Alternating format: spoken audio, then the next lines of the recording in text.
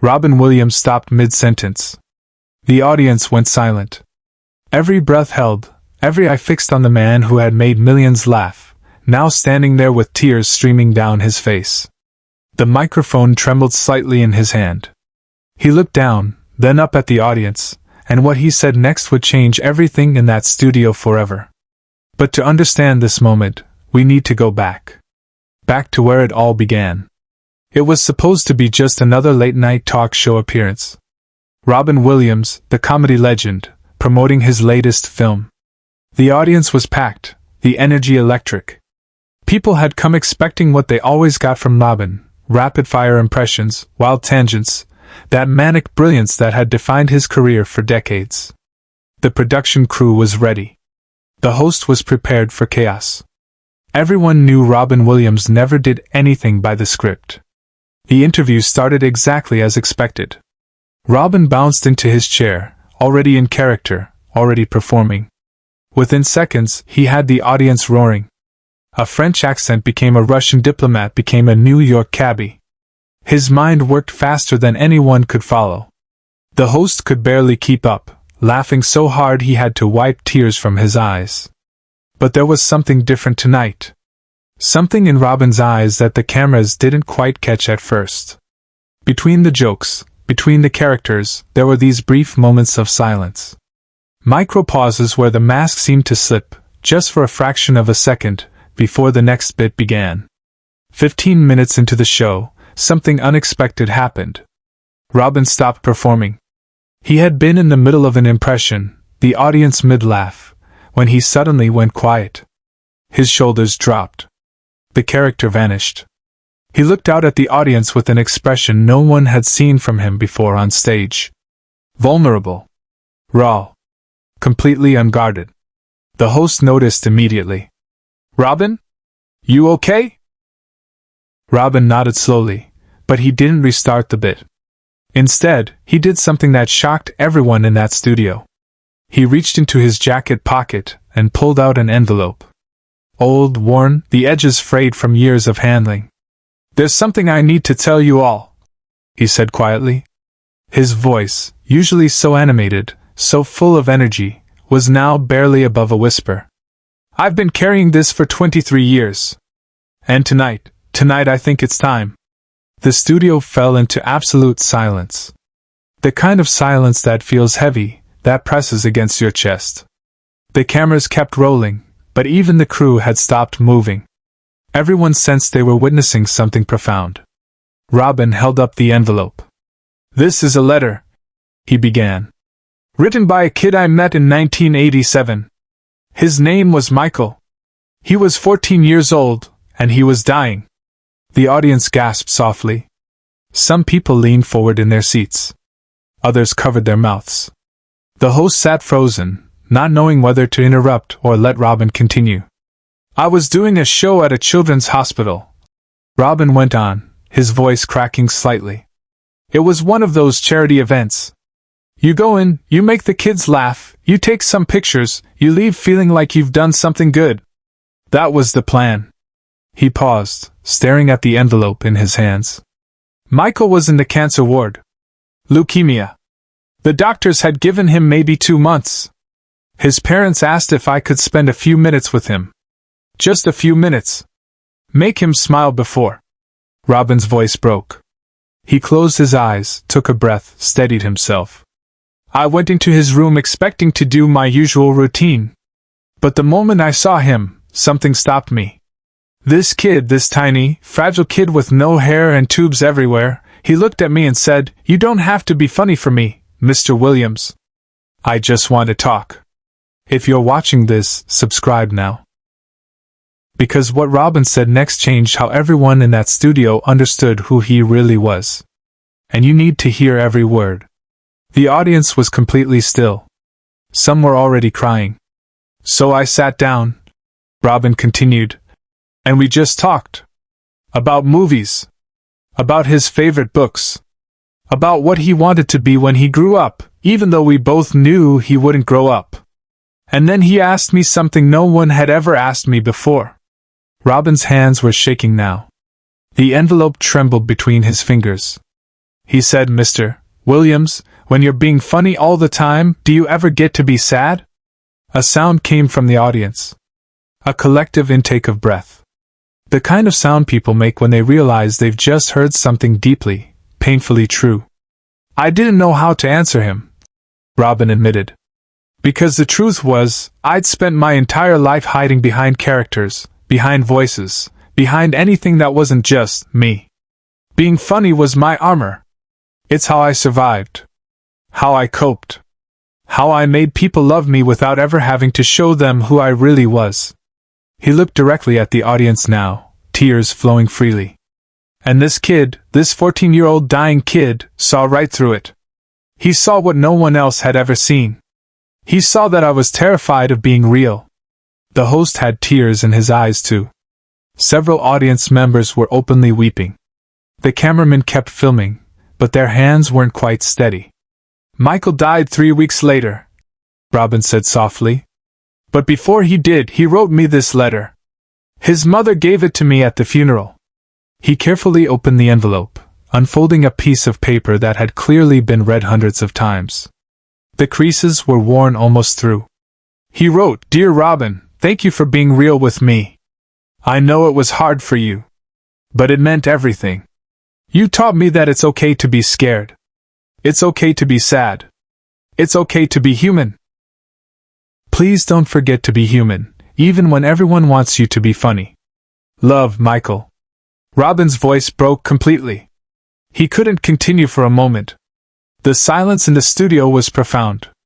When he finally spoke again, his words came out in a whisper that the microphones barely caught. "I've carried this letter with me to every show, every performance, every appearance for 23 years. And every single time, I've done exactly what Michael asked me not to do. I've hidden. I've performed. I've been everyone except myself." He looked up at the audience, and what they saw in his eyes was something none of them would ever forget. Complete, absolute honesty. "Tonight I want to try something different. I want to be real with you, the way I was real with Michael. I want to tell you that behind every joke, behind every character, behind every laugh I've ever given you, there's been a person who was scared. Scared of not being enough. Scared of being forgotten. Scared that if I stopped performing, you wouldn't love me anymore." People in the audience were standing now, some reaching toward the stage as if they could somehow hold him, comfort him, tell him it was okay. "I've made you laugh for 30 years, Robin said, his voice stronger now, more certain. "And I'm grateful for that. So grateful. But Michael taught me something I forgot until tonight. He taught me that sometimes, the bravest thing you can do is stop performing and just be." He folded the letter carefully, placed it back in the envelope, and returned it to his pocket. Then he looked at the host, at the audience, at the cameras. "So that's what I'm doing. Right now. I'm just being. No jokes. No characters. No armor. Just me. Robin. A person who's spent his whole life trying to make you happy, when maybe what I needed was to let you see that I wasn't always happy. That I struggled. That I hurt. That I was human." The audience rose as one. Not to applaud. Just to stand. To witness. To honor what they were seeing. Robin stood too, wiping his eyes. "Thank you," he said simply. "Thank you for letting me be real tonight. Michael would be proud." He walked off the stage. No grand exit. No final joke. Just a man who had finally allowed himself to be seen. The host didn't try to stop him. The producers didn't cut to commercial. They let the cameras keep rolling as the audience stood in silence, tears streaming down their faces, understanding that they had just witnessed something extraordinary. Not a performance. A revelation. Backstage, Robin sat in his dressing room, still holding Michael's letter. A production assistant knocked softly. "Mr. Williams? That was incredible." Robin looked up, a small, genuine smile on his face. "It was terrifying," he admitted. "But it was also the most honest I've ever been on stage. And you know what? Michael was right. It's okay to be human." The footage of that night became legendary. Not because it was funny. Because it was real. People shared it not to laugh, but to feel. To be reminded that behind every smile, every performance, every person who makes us happy, there's a human being with their own struggles, their own fears, their own pain. If this story moved you, share it. Subscribe so you never forget the power of being real. Because Robin taught us that night that the greatest gift we can give each other isn't laughter. It's truth. Years later, when people talked about Robin Williams' legacy, they didn't just remember the comedy. They remembered the night he stopped being funny and started being honest. The night he honored a promise made to a dying boy 23 years earlier. The night he showed the world that behind the greatest comedians, the brightest stars, the most beloved performers, there are people. Just people. Trying to be brave enough to be themselves. In the days that followed that studio appearance, something remarkable happened. Letters started arriving. Thousands of them. From people all over the world who had watched that moment and felt something break open inside them. People who had been hiding their own pain behind smiles. People who had been performing their whole lives. People who, like Robin, had forgotten that it was okay to be human. One letter came from a single mother in Ohio who had been pretending everything was fine while battling depression. "You gave me permission to stop pretending," she wrote. "Thank you for being brave enough to be real." Another came from a businessman in Tokyo who had spent 30 years climbing the corporate ladder, never once admitting he was drowning. "I watched you take off your mask," he wrote. "So I took off mine. I'm getting help now. You saved my life." A teacher from London wrote about showing the clip to her students. "They'd never seen an adult be that vulnerable before," she explained. "It changed how they saw themselves. How they saw what it means to be strong." The letters kept coming.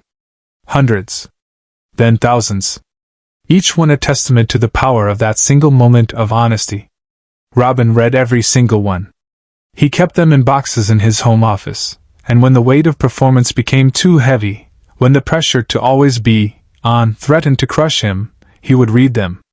These letters from strangers who had become fellow travelers on the journey toward authenticity. "Michael would love this," Robin told his wife one evening, surrounded by stacks of letters. "He would love knowing that his question, his honesty, created this ripple.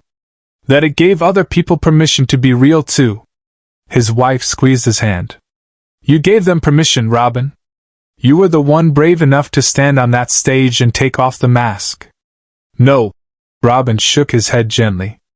"Michael gave me permission first. I'm just passing it forward." The studio appearance became a turning point not just for Robin's audiences, but for Robin himself. In the interviews that followed, he spoke more openly about his struggles. About the weight of expectation. About the loneliness that can exist even when you're surrounded by millions of fans. About the difference between making people laugh and actually connecting with them. "Comedy was my shield," he told one interviewer. "But shields are heavy. And after carrying one for 30 years, I was exhausted. That night I finally put it down. And you know what I discovered? I was still standing. The real me was still there, underneath all those characters. And people didn't run away. They moved closer." Other comedians started talking about their own struggles. The industry began having conversations about mental health, about the price of fame, about the masks performers wear. Robin's moment of vulnerability had opened a door that many others walked through.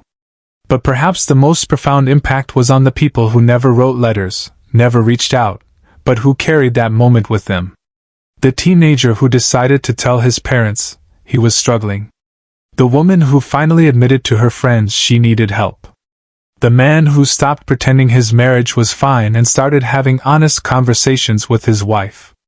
Michael's letter remained in Robin's pocket for the rest of his life. A reminder. A promise.